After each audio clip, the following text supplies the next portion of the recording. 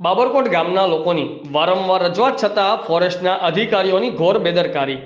તારીખ 13/1/2024ના રોજ બાબરકોટની સરકારી પ્રાથમિક શાળા પાસે સિંહણ આવી ચડતા બાબરકોટના શાળાના બાળકો અને આજુબાજુ રહેતા ગામના લોકોમાં ભયનો માહોલ જોવા મળ્યો હતો.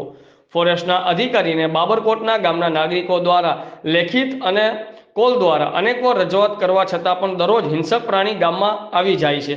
આજે પણ એક સિંહણ ગામમાં આવી ચડી હતી, ત્યારે સરકારી પ્રાથમિક શાળા પાસે આવી ચડતા ત્યાંના ફોરેસ્ટ અધિકારીને જાણ કરવામાં આવેલ છતાં પણ કોઈ પણ અધિકારી સ્થળ તપાસ કે સિંહણની જે તે જગ્યાએ દૂર કરવા માટે આવેલ નથી એવું જાણવા મળ્યું હતું.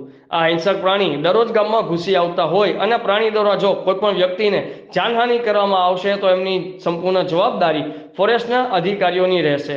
બાબરકોટના યુવા પત્રકાર ભગવાનભાઈ ભરવાડ દ્વારા ફોરેસ્ટ અધિકારી પાસે આરટીઆઈ કરીને માહિતી માગેલ હોવા છતાં પણ એ હજુ સુધી માહિતી પૂરી પાડવા પણ સક્ષમ નથી.